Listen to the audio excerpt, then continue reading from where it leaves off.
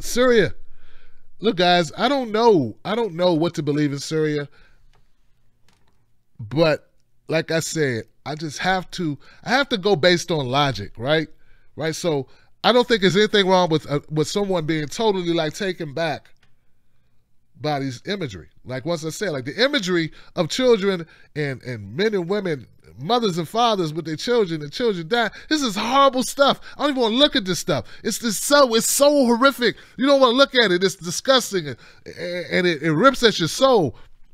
People reacting to that who have no idea at all that that's a tactic that they use sometimes on you, right? To get you try to get the will of the people on their side. Like they don't even know they're being played with. And they'll look at Assad and if they say, well, he's, because when you see something like that, what you want to do is look to see who did it. And when all of the media, all of corporate media is pointing one way, you can't blame people for looking that way. Like who the hell ran over my bushes? That guy over there. And it's like all these hands pointing, oh, him? And he can start talking, oh, no, it wasn't me. It's sort of like what used to happen back in the day when black guys got lynched for looking at white women, not knowing the guy just had a weak eye or something, And some of the white men say they didn't even do it. Like he never even whistled at me. I just said it because, I wanted Johnny to like me and he just wouldn't pay much attention to me. Or he act like he liked me. And I figured if I said a black guy tried to flirt with me, that would show he would have to do something if he really liked me, just so I could know. So this has been done all through history. Lies to see what people do, to get people to do stuff. So back to Assad, man, I have no idea. None. I have no idea if Assad had anything to do with this.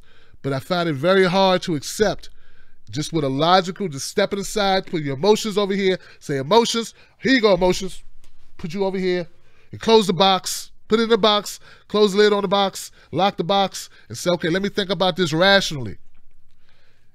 If I don't want war with America, if back in 2013 when a similar situation happened and we were about to run in there, they were supposedly gave up all their arms, their stockpiles of chemical weapons, they gave them up.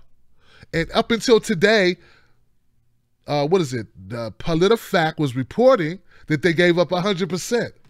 Like up until today, they changed it today, okay? All of a sudden now they didn't give them up, if you want to believe that. But in 2013, so Assad didn't want problems in 2013. He brought America in and said, look, you take what you want, people. Take you in, take what you want. But now all of a sudden, after being out of the woods with the U.S., going public and saying, we don't want to get involved. We got Nikki Haley, ambassador, saying we don't want to get involved with this. We got Rex Tillerson saying we have no intentions of dealing with Assad. The very next day, Assad does something which will bring the American people to bear to want to do something.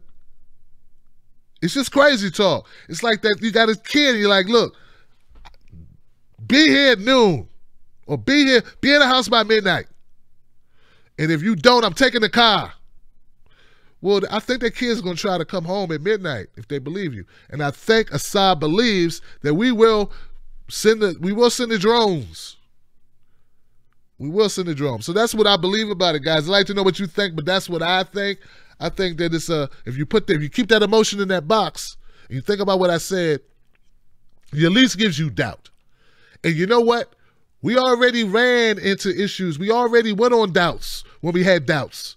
That's what happened in Iraq, right? We listened to these talking heads on TV tell us one thing, and then we looked at the poor Iraqis, and then we made the biggest mistake, right? I don't know how of what, like a horrible mistake by trusting these people. And I don't know if us disagreeing will matter at all, okay? I don't know. I'm not saying if Tim Black disagrees with what our government does, our government won't do it. Like they're sitting up there going, oh man, we're going to do this. Well, let's see what Tim Black thinks. We got to check with Tim Black first. Hold everything. Our intelligence looks good. We got the approval of the president and our various intelligence organizations. They all say the same thing. But before we move on it, we got to go check with Tim Black. Oh, yeah, Tim Black's on that YouTube channel. We got to get his go-ahead. So I'm not saying that. That's crazy talk. That would mean I need to have a straitjacket. I don't believe that. But what I do believe is that it matters what we think. In some crazy way, I believe it matters that it matters if we're with something, if we're not, if we're against it, if we oppose it, if we fight back. I think it matters. Even if it doesn't.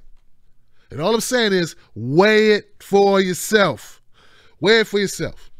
Would your kid come in at midnight if he thought the car was going to go away? And not only that, was the car going to go away, so would they. Because you're a crazy parent who's liable to do some things